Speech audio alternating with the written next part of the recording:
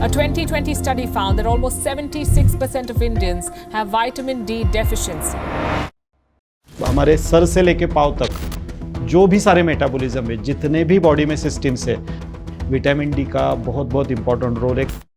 मेरा स्मोकिंग है, अल्कोहल है, मेरे खाने में रिफाइंड चीज़ें ज़्यादा है, और अगर मेरी गट हेल्थ ख़राब है तो मैंने कितने भी सप्लीमेंट लिए, भले मैं पूरा दिन धूप में काम कर रहा हूँ, फिर भी आपका विटामिन डी कम चलेगा। आपके विटामिन डी के साथ अगर आपका B12 कम चलता है तो आपके नर्व्स डैमेज जल्दी होते हैं। अगर आपका विटामिन डी एक्सेस हो जाएगा, मतलब जनरली 100-120 तक इतना नहीं होता, 120 के ऊपर लेवल जाते हैं तो विटामिन डी की टॉक्सिसिटी हो सकती है। स्किन के ऊपर जितना सनलाइट होगा वो आपके लिए अच्छा है, उसके ऊपर कोई भी लेयर नहीं चाहिए। भी हमारी सबकी लाइफस्टाइल ऐसी है कि हमें सुबह 8 बजने के बाद तैयारी करनी पड़ती है, नहा धो के ऑफिस भागना पड़ता है, ट्रेन पकड़नी पड़ती है, तो धूप में ऐसे कितनी देर रहनी चाहिए? यूजुअली ऐसे बोला जाता है, अगर आपके लेवल्स नॉर्मल चल रहे हैं तो नॉर्मल मेंटेन रखने के लिए 10 to 20 minutes sunlight exposure is sufficient. Vitamin D का लेवल आपका 40 के ऊपर रहना आपके लिए बहुत बहुत इंपॉर्टेंट है, और उसका सब लोगों को ख्याल रखना चाहिए, और साल में एक बार तो आप आपका विटामिन डी लैब में जाके आप जरूर चेक करो। अच्छा डॉक्टर साहब, सभी लोगों के लिए और स्पेशली डायबिटिक पेशेंट्स के लिए D3 की कमी हम नॉर्मल फूड से कैसे ये कमी पूरी कर सकते हैं?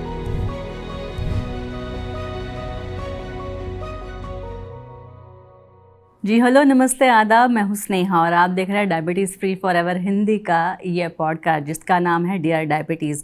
दोस्तों, जैसे कि पिछले एपिसोड में हमने जाना कि B12 की कमी या फिर काफ़ी सारे विटामिन की कमी, आजकल हर एक में किसी ना किसी विटामिन की कमी है, लेकिन अब और एक डेफिशिएंसी हमें पाई जाती है, वो भी D3 की। तो ये D3 क्या है? D3 विटामिन जो है ये सूरज की तरफ से मिलता है, सूरज की रोशनी से मिलता है, ये तो हमें पता है या फिर ये हमने स्कूलों में भी पढ़ा है, लेकिन D3 हमारे लिए कितना कारीगर साबित हो सकता है, या फिर हमारे शरीर के लिए D3 का अच्छी मात्रा में होना शरीर में कितना मायने रखता है, ये हम जानने की कोशिश करेंगे। और स्पेशली डायबिटीज़ पेशेंट्स में अगर D3 की कमी हो तो क्या क्या दुष्परिणाम हो सकते हैं, ये सब भी हम जानने वाले, और इसी के लिए हमारे साथ हैं doctor Bhagyesh Kulkarni. Doctor welcome. Yes welcome, नमस्ते। बहुत ही इंटरेस्टिंग और बहुत ही अच्छा टॉपिक हमने आज चुना है, ऐसे बोलेंगे जी, क्योंकि विटामिन डी जैसे हम देखते थे ना, बचपन में भी वो स्कूल में जाते थे तो A-B-C-D-E ऐसे डिविजन्स होते थे, राइट। और जनरली हमें लगता था कि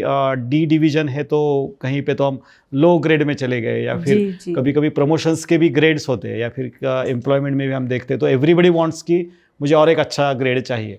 लेकिन न्यूट्रिशन के इसमें भले ही इसका नाम विटामिन डी है, लेकिन मेरे लिए तो ये A ग्रेड से भी ज़्यादा सबसे कोई इम्पोर्टेंट हो सकता है। मतलब हमारे सर से लेके पाँव तक जो भी सारे मेटाबॉलिज्म है, जितने भी बॉडी में सिस्टम्स है, आप नर्वस सिस्टम की बात कर सकते हो, हार्मोनल सिस्टम की बात कर सकते हो, डाइजेस्टिव सिस्टम, और क्या बोल सकते हैं, आपकी कार्डियक हेल्थ, या फिर आपके सेक्सुअल वेलनेस के लिए भी विटामिन डी का बहुत बहुत इंपॉर्टेंट रोल है। काफ़ी ज़्यादा रिसर्च किया हुआ, काफ़ी ज़्यादा जिसके ऊपर अभी ध्यान दिया जा रहा है, और देना भी ज़रूरी है। तो मैं ऐसे बोलूँगा कि बस डायबिटिक पेशेंट्स के लिए नहीं, जिस व्यक्ति को स्वस्थ रहना है, जिस व्यक्ति को एक सही में ज़िंदगी में खुशियाँ चाहिए और अपने हेल्थ को मेंटेन रखना है हमेशा के लिए, उसके लिए ये आज का पॉडकास्ट बहुत इंपॉर्टेंट है। सो मैं ये बस डायबिटिक पेशेंट्स ही देखो ऐसे नहीं बोलूँगा, पूरा जो हर एक को ये इंपॉर्टेंस है, क्योंकि विटामिन डी की कमी आपको कोई ना कोई बीमारी की तरफ लेके जा सकती है, 100% लेके जा सकती है।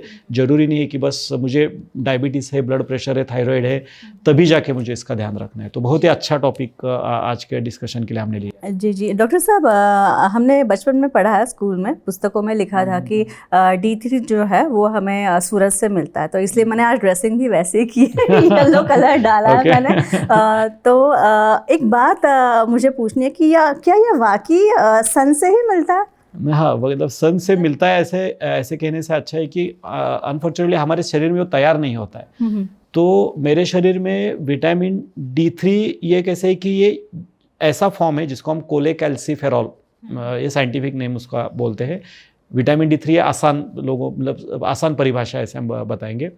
तो उसका पहला एक प्रीकर्सर होता है, we called it as a vitamin D2, ergo cholecalciferol है, फिर अर्गो कैल्सिफेरॉल। ये अर्गो कैल्सिफेरॉल या फिर ये विटामिन D2 को D3 में कन्वर्ट करने के लिए हमें सनलाइट की ज़रूरत होती है। तो सनलाइट ये मीडियम की तरह काम करता है और वो अच्छी खासी सनलाइट एक्सपोजर चाहिए, नॉट लाइक मैंने 5 मिनट किया 10 मिनट किया। आप पुराने ज़माने में भी देखते होंगे, लाइक हमारे जो दादा परदादा थे वो जानबूझ के उनका कुछ लाइक न्यूज़पेपर पढ़ना है, बुक पढ़ना है, या फिर सुबह का कुछ गार्डनिंग का काम करना है, या फिर बाकी कुछ नहीं, ऐसे ही जाके बैठते थे जी, राइट। उनका शायद पर्पज़ उनको नहीं था, पता नहीं था कि वो करना है, लेकिन वो शांति मिलती थी। और ये ऐसा नहीं है कि बस ये मतलब मेडिकल टर्मिनोलॉजी में ये बताया है, इसको हर एक को अलग अलग नाम दिया है। अगर हम हिंदू परिभाषा में या फिर हमारे रिलीजन में हम देखेंगे तो सूर्य नमस्कार या फिर सन सैल्यूटेशन बहुत पुराने ज़माने से, और ये बताया जाता था कि सुबह आपको ये करना है। या फिर बहुत सारे पुराने ज़माने में हम देखते थे कि बहुत सारे सुबह उठने के बाद सूरज को वो पानी का अर्घ्य दिया करते थे, और ओम का जब भी उसके साथ जाप किया जाता था। और आप चाइना में जाओगे तो चाइना में उसको सन गेजिंग बोलते हैं, इटली में उसको सन बाथिंग बोलते हैं। सो एवरी कंट्री में इसको रिलीजन की तरफ से जोड़ा है। तो मैं ऐसा बोलूँगा कि sunlight is not only for the vitamin D. अगर आप सुबह का सनलाइट लेते हो तो आपके पूरे दिन भी आप अगर एक सही तरीके से, सटीक तरीके से सन को अच्छी तरह से गेज करते हो, उसकी तरफ देखते हो, और ये पॉसिबल होता है सुबह ही। एक बार सूरज एक बार फिर ऊपर आ गया, सूरज ऊपर आने के बाद हम उसको इतने 5 मिनट तक 6 मिनट तक उसको बोलते एक टक नहीं देख सकते हैं। तो पूरे कंसंट्रेशन के साथ अगर मुझे देखना है, प्रॉपर सन गेजिंग करना है, तो मुझे सुबह का टाइम अच्छा रहता है। तो ये विटामिन डी तो बढ़ाएगा ही, लेकिन उसके साथ पूरे दिन भर आपको एनर्जी देने के लिए और इंथुजियास्टिक रखने के लिए भी सनलाइट का बहुत बड़ा रोल है। वो आपके लिवर को भी कहीं ना कहीं तो एनर्जी देता है। जी डॉक्टर साहब, अगर हम इंडिया के बारे में सोचें तो भारत में सूरज काफ़ी अच्छी तरह से सूरज की धूप हर प्रदेश में, हर टॉपिक में है, लेकिन हर भाग में सन एक्सपोजर काफ़ी मात्रा में होने के बावजूद भी अभी ये रिसर्च किया गया है कि D3 की कमी हर एक में है, फिर वो जवान हो या फिर बुजुर्ग हो, सभी में। ये क्यों हो रहा है फिर? ये आई थिंक वो सन का प्रॉब्लम नहीं है। मतलब बहुत सारे लोगों को लगेगा कि सन में कुछ विटामिन डी की कमी आ गई क्या, तो मुझे लगता है सन में नहीं है प्रॉब्लम, हमारे शरीर में हो गया है, हमारे लाइफस्टाइल में प्रॉब्लम हो गया है। जैसे मैंने विटामिन B12 के मेरे पॉडकास्ट में इसका जिक्र किया था कि विटामिन B12 के साथ विटामिन डी का भी जो एब्सॉर्प्शन है वो गट के थ्रू होता है। और जो भी आजकल जो हमें खाना मिल रहा है या फिर जो खाना उगाया जा रहा है इसमें खेतों में, वो उसको भी सनलाइट उतना नहीं मिल रहा है। तो बहुत सारे जो आज जो हमने बहुत सारी चीज़ें हम रिफाइन यूज़ कर रहे हैं, काफ़ी सारे चीज़ों का जो जिसको बोलते हैं ना एक खेती में, और इसमें भी काफ़ी सारे पेस्टिसाइड्स, हाइब्रिड का ये इस्तेमाल किया जाए, पेस्टिसाइड्स बहुत सारे इस्तेमाल किए गए। तो जितना सनलाइट एक्सपोजर उनका मिलना चाहिए उतना नहीं मिलता है। हम तो धूप से मतलब हम तो धूप की कमी में है ही, लेकिन जो खाना हम खा रहे हैं उसको भी सही तरीके से धूप नहीं मिल रही है। तीसरी चीज़ जो है, जो खाना हम खा रहे हैं जो जिसमें विटामिन डी है उसका एब्सॉर्प्शन अच्छी तरीके से नहीं हो रहा है, क्योंकि मेरा गट हेल्थ मैंने ही ख़राब किया है मेरी गलत आदतों की वजह से।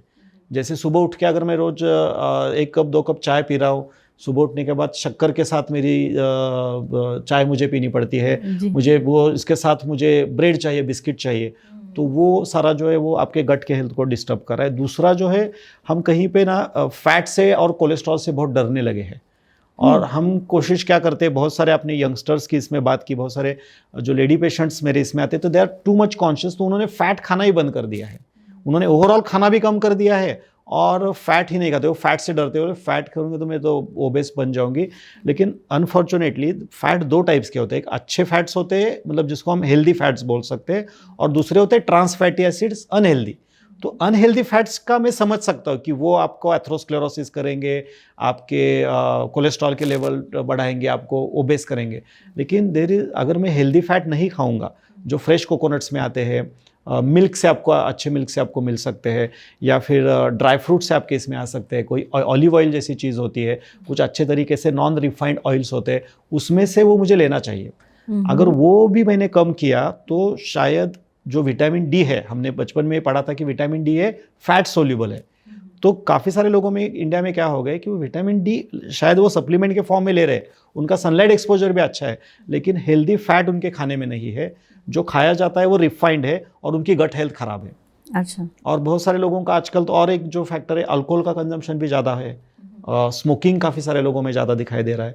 तो अगर मेरा स्मोकिंग है, अल्कोहल है, मेरे खाने में रिफाइंड चीज़ें ज़्यादा है, और अगर मेरी गट हेल्थ ख़राब है, तो मैंने कितने भी सप्लीमेंट लिए, भले मैं पूरा दिन धूप में काम कर रहा हूँ, फिर भी आपका विटामिन डी कम चलेगा। तो मुझे लगता है कि आज जो इंडिया में या फिर ओवरऑल जो दुनिया में विटामिन डी की कमी चल रही है, वो सूरज में विटामिन डी की कमी नहीं है। हमारे ज़िंदगी में हमने ये सारी जो गलत आदतें हमने अपनाई है, उसके वजह से हमारा विटामिन डी हमारे शरीर में नहीं टिक पा रहा है या फिर वो नहीं एब्सॉर्ब हो पा रहा है। अच्छा, अगर जिस वक्त हमें विटामिन डी की कमी महसूस होती है या फिर शरीर में विटामिन डी कम है, तो उसके संकेत क्या होते हैं?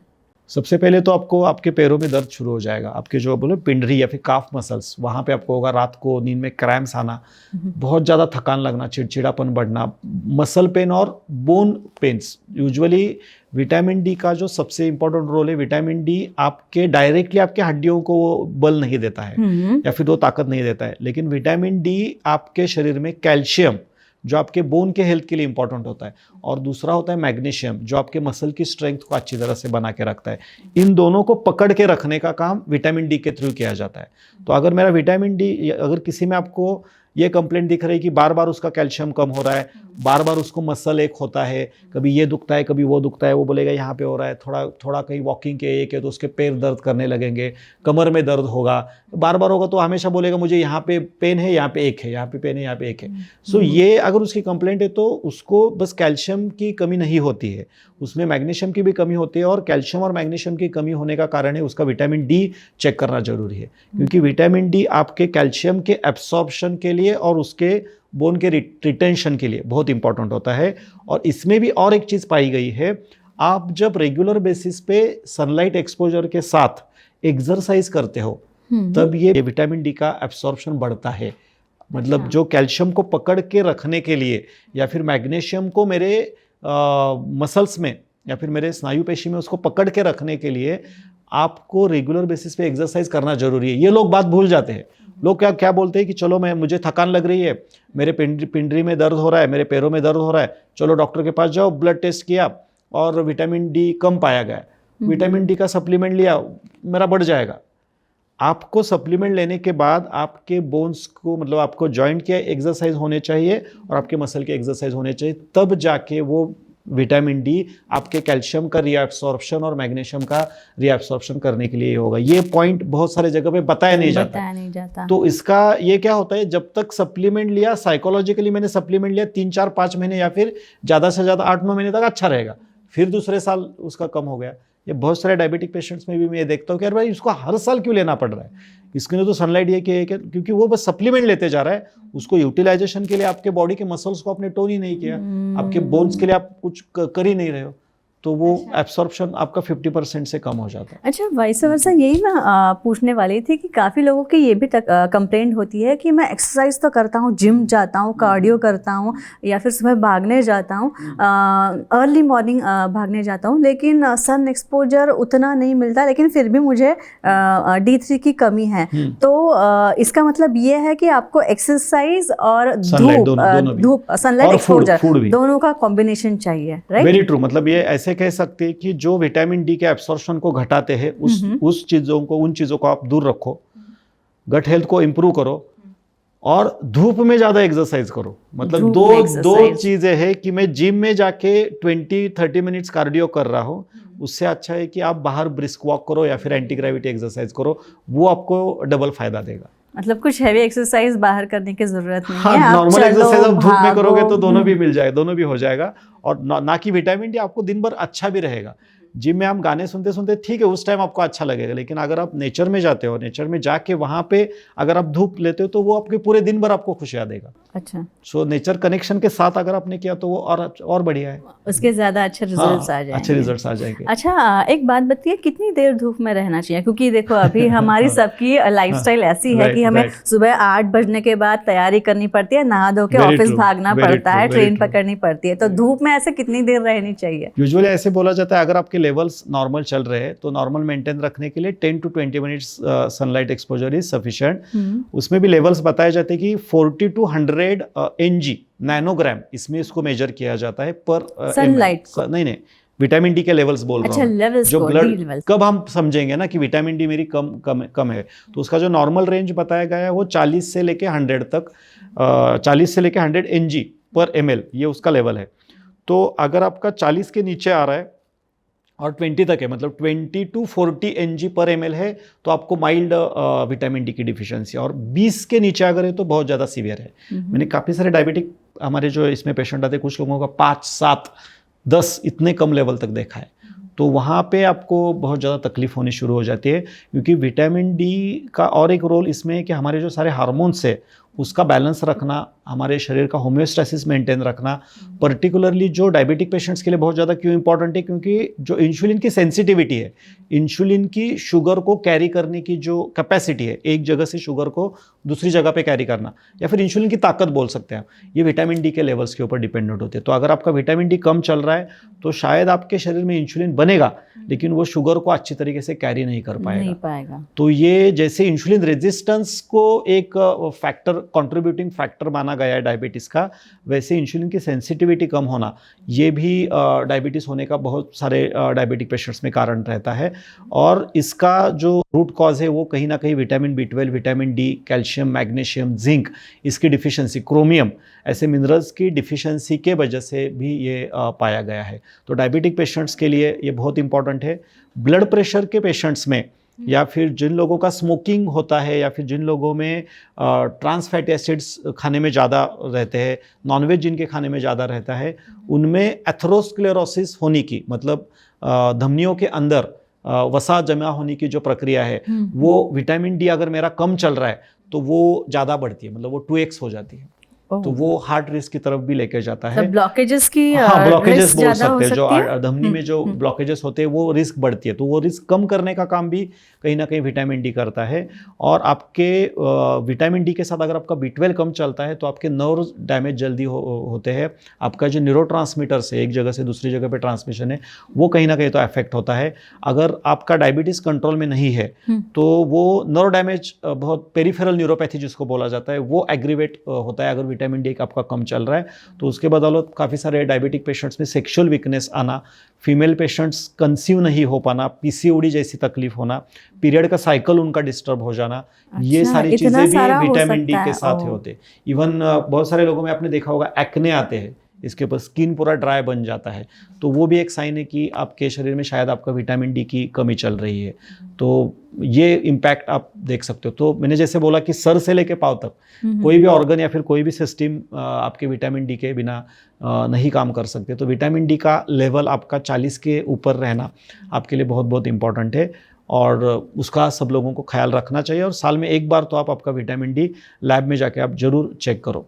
जी डॉक्टर साहब, आपने कहा लैब में जाके चेक करो। मैंने भी किसी मेडिकल ट्रीटमेंट के लिए चेक करवाया था, तो मैं भी काफ़ी ताज्जुब में पड़ गई कि मेरा भी D3 कम है। विटामिन D3 क्योंकि मैं सन एक्सपोजर में काफ़ी बाकी कुछ तकलीफ, हाँ थोड़ी सी थकान लग रही थी, या फिर मूड स्विंग्स भी हो रहे थे कभी कभी। I don't know, may be काम के प्रेशर के वजह से चिड़चिड़ी हो जाती हूँ कभी कभी, लेकिन क्या D3 का कारण हो सकता है? वो मूड स्विंग्स होना, कभी कभी लोअर बैक एक, मतलब थोड़ा भी काम करिए तो टिपिकली बैक के नीचे लो बैक एक जो बोलते हैं ना, वो भी कभी कभी विटामिन डी में दिखता है। और सिर्फ हमने देखा है कि विटामिन डी अगर उसका करेक्ट किया तो जो लंबर स्पॉन्डिलोसिस होता है वो काफ़ी सारे लोगों में ठीक हुआ है, सर्वाइकल स्पॉन्डिलोसिस होता है वो काफ़ी सारे लोगों में ठीक हुआ है, क्योंकि बोन का जो रीमॉडलिंग है और बोन में जो ऑस्टियोपोरोसिस होता है, मतलब हड्डियाँ जल्दी पतली होना, ये विटामिन डी के कमी में दिखाया जाता है। पुराने ज़माने में जब हम पढ़ाई MBBS में जब हमने सीखा था या फिर जब ये करते तो उस टाइम बोला जाता रिकेट्स नाम का ये था, लेकिन अभी वो बहुत अनकॉमन हो गया। रिकेट्स तो मतलब उस टाइम हमने पढ़ा तो हमें लगता था कि यार कहीं मतलब कहीं अलग ज़माने में या फिर अलग दुनिया में ये होता होगा, लेकिन आजकल देखा जाए तो विटामिन डी की कमी की वजह से एकदम रिकेट्स तक नहीं जाता है पेशेंट वो उससे पहले ये सारे साइंस और सिम्टम्स बॉडी दिखाने शुरू कर देती है। और इसको करेक्ट कर सकते हैं अगर लेवल आपके 30, 40, 50 तक है तो आप डाइट में या फिर सनलाइट एक्सपोजर से उसको करेक्ट कर सकते हो। लेकिन 20 के नीचे अगर जा रहे हैं तो आपको डॉक्टर की सलाह से उसको चेक करके आपको उसको सप्लीमेंट फॉर्म में लेना जरूरी होता है।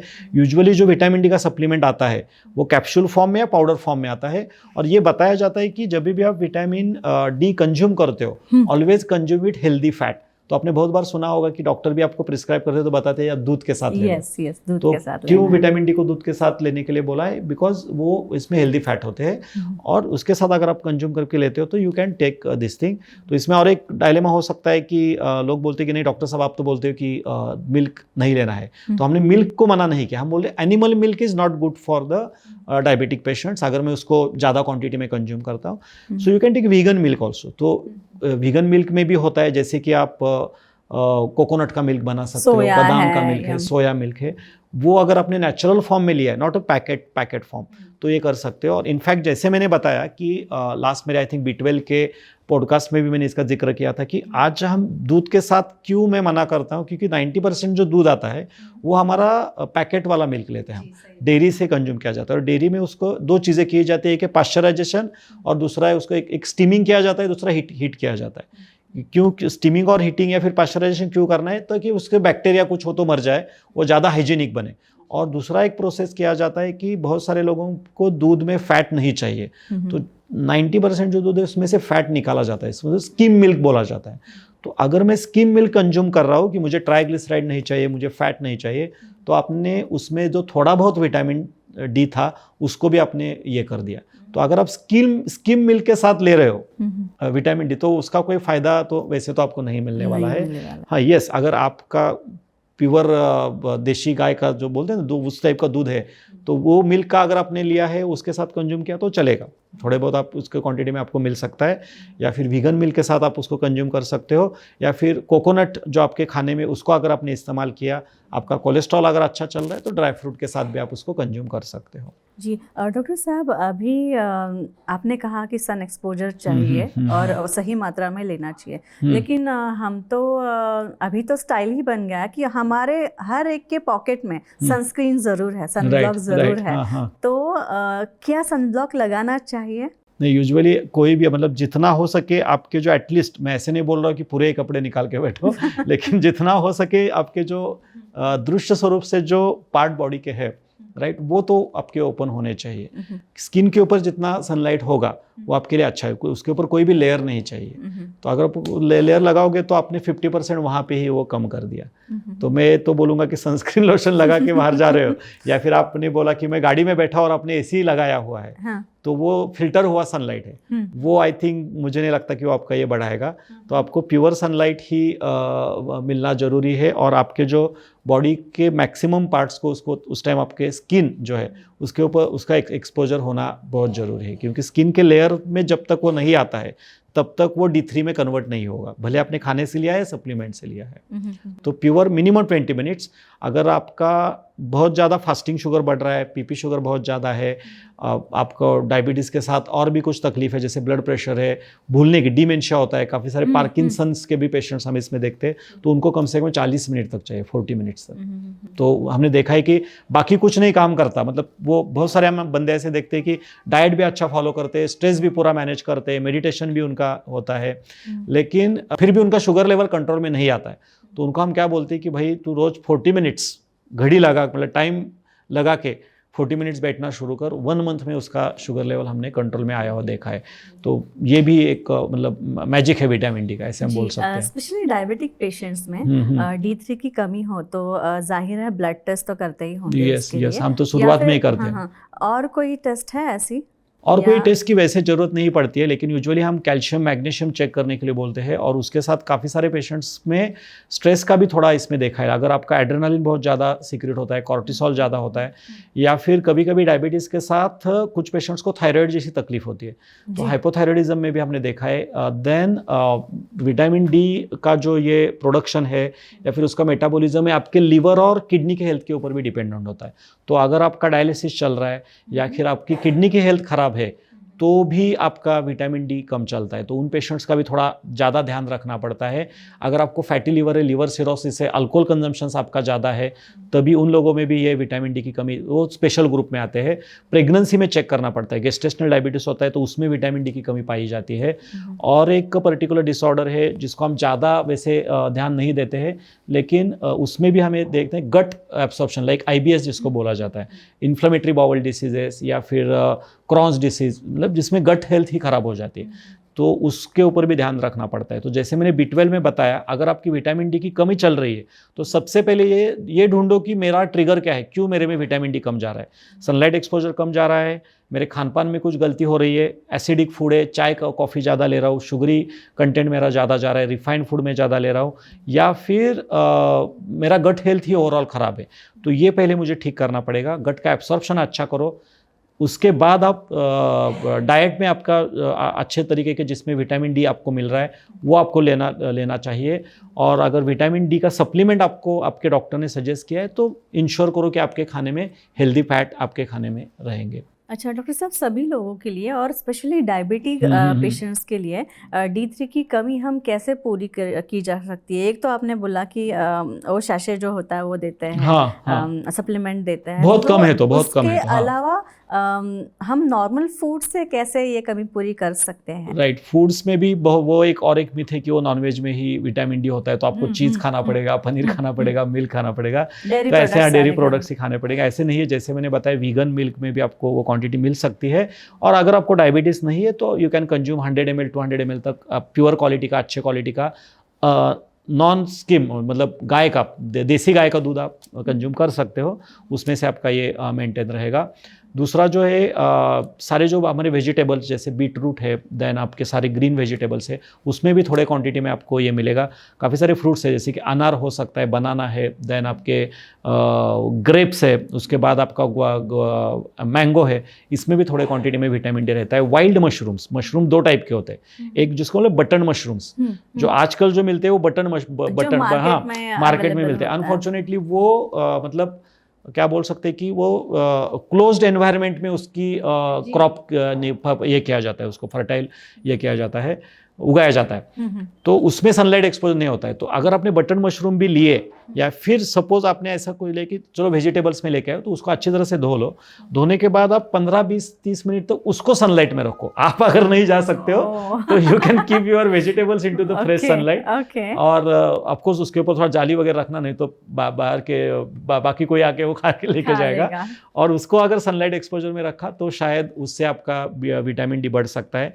देन तिल अच्छा सोर्स है विटामिन डी का, वो कैल्शियम भी उसमें मिलेगा, उसमें प्रोटीन भी रहता है, तो तिल बहुत जगह पे होता है। सारे जो सीड्स आते हैं, सनफ्लावर सीड्स है, पंपकिन सीड्स है, वो अगर आपके खाने में, सो ऑन एंड ऑल अगर मैं बात करूंगा तो सारे टाइप के ग्रीन वेजिटेबल्स, सारे टाइप के fruits, then wild mushrooms, broccoli अच्छा ऑप्शन है। अगर आपको ये तो मशरूम का सूप बना सकते हो तो उसमें से तीनों भी चीज़ें आपको मिलेगी। तो मिक्स वेजिटेबल के सूप्स वगैरह आप बना के ले सकते हो, तो उसमें भी आपको थोड़ा बहुत विटामिन डी आपका खाने में आएगा। तो ऑन एंड ऑन अगर ये सारी चीज़ों का हम ख्याल रखेंगे तो आपके लिए बेहतर है। इवन एग वाइट, ये भी अच्छा ऑप्शन, जिससे आपका प्रोटीन भी बढ़ेगा और आपके खाने में थोड़ा विटामिन डी उसमें आपको मिल सकता है। तो आपको नॉन वेजिटेरियन है और आपको अगर ज़्यादा एसिडिक फूड नहीं खाना है तो ये एक ऑप्शन है कि जिसमें से आपको विटामिन डी मिल सकता है। जी, और एक बात, जो सप्लीमेंट्स देते हैं तो वो सप्लीमेंट रिकमेंड करते समय जो टेस्ट की जाती है उसमें कौन सी चीज़ें आप ध्यान रखते हैं किसी पेशेंट के लिए पर्टिकुलरली? एक तो सिम्टोमेटिक असेसमेंट कि उसको पहले कितना थकान है वगैरह, या फिर कौन से सिम्टम उसको दिख रहे हैं, पैर में दर्द हो रहा है क्या, ये हो रहा है क्या। दूसरा उसका मेडिकेशन भी ध्यान में रखना पड़ता है। अगर वो उसके इसका मेडिसिन का डोज ज़्यादा है, या फिर उसके शुगर लेवल ज़्यादा है, या फिर उसकी गट हेल्थ ख़राब है, तो उसको पहले नॉर्मल लाना, उसका भी असेसमेंट करना ज़रूरी है। और तीसरा जो मैंने बोला है लैबोरेटरी, जो ब्लड निकाल के हम उसका चेकअप कर सकते हैं। तो तीनों भी चीज़ें इंपॉर्टेंट है, उसका सिम्टम क्या क्या दिख रहा है, दूसरा उसका गट हेल्थ कैसा है, और तीसरा उसका लैब रिपोर्ट क्या कह रहा है। और तीनों को अगर हमने अच्छी तरह से ये किया तो उसका विटामिन डी जल्दी बढ़ता भी है और वो मेंटेन भी होता है। जनरली अगर आपका बहुत कम चल रहा है तो आपको 16 वीक्स तक लेना पड़ता है। हफ्ते में एक बार वो उसका ये होता है 60,000 इंटरनेशनल यूनिट उसका दवाइयों का डोज। आजकल तो इंजेक्शन भी आया है, एक इंजेक्शन लोगे तो वो 6 मंथ्स, 1 साल तक वो आपके विटामिन डी के लेवल्स मेंटेन कर सकता है, provided you have other environmental factors और डाइटरी फैक्टर्स आपने अच्छे रखे हैं। और इंजेक्शन नहीं चाहिए तो 8 हफ्तों तक, अगर आपका माइल्ड लेवल का है मतलब 20 से 40 के बीच में है तो आपको ये करना है। 20 के नीचे तो 16 वीक्स तक, मतलब 16 सैचेट्स या फिर 16 उसकी जो कैप्सूल्स है विटामिन डी की आपको वो कंज्यूम करनी पड़ती है। अच्छा, वो लेना जरूरी अच्छा है। डॉक्टर साहब, लेकिन क्या सप्लीमेंट से ज़्यादा, सप्लीमेंट बार बार लेने से अच्छा एक बार इंजेक्शन ले ले, क्या वो नहीं ज़्यादा समझ सही में नहीं है? आया, मतलब मुझे क्या नहीं कहना मतलब चाहते हैं। अभी देखो, अगर आपने कहा है कि इंजेक्शन से अगर इंजेक्शन एक बार ले लो तो हमें साल भर देखना नहीं चाहिए, साल भर तो देखना वो नहीं लेना चाहिए। ज़्यादा रिकमेंड वो पेशेंट के ऊपर है। डिपेंडेंट है। लाइक पेशेंट किसी को मतलब इंजेक्शन नहीं अच्छा लगता, वो बोलते इंजेक्शन से डरते हैं लोग, तो हम रेकमेंड करते हैं लाइक आपको जो है ऑप्शंस तो हम दे सकते हैं। तो most of the people they rather than injection वो बोलते हैं कि भाई चलो, क्योंकि इंजेक्शन मतलब मुझे फिर डॉक्टर चाहिए, नर्स चाहिए, एलर्जी की टेस्ट करो एंड ब्ला ब्ला, ये सारी चीज़ें उसमें आ जाती है। तो उससे अच्छा सैचेट ले लो, वो ओवर द काउंटर भी मिलते हैं, वो आसान तरीका होता है जिसमें हम ये कंज्यूम कर सकते हैं। अच्छा, अगर मैं सप्लीमेंट भी ले रही हूँ, इंजेक्शन भी ले चुकी हूँ, और मैं साथ में D3 का सोर्स फूड के माध्यम से भी अच्छा ले रही हूँ, तो क्या इसका टोटल मिलके ओवरडोज हो सकता है? टोटल मिल के ओवरडोज नहीं होता, you have to monitor it. आपको पहले कितना कम है, दैट्स व्हाई आई टोल्ड कि आपको डॉक्टर की सलाह से लेना है। वो डोज आपके लेवल्स के ऊपर डिपेंडेंट होता है, क्योंकि अगर आपका विटामिन डी एक्सेस हो जाएगा, मतलब जनरली 100-120 तक इतना नहीं होता, 120 के ऊपर लेवल जाते हैं तो विटामिन डी की टॉक्सिसिटी हो सकती है। तो बोन्स को ठीक करने के बजाय बोन्स आपके और ज़्यादा फ्रजाइल हो जाएंगे, या फिर बहुत ज़्यादा कैल्शियम आपके बॉडी रीएब्सॉर्ब करना शुरू करेगी। उसके वजह से कभी कभी नॉशिया, ब्लॉटिंग, या फिर एक्सेसिव कंडीशन में अगर कैल्शियम रीएब्सॉर्ब हो गया तो वो मेरे किडनी स्टोन्स की तरफ आपको लेके जा सकता है।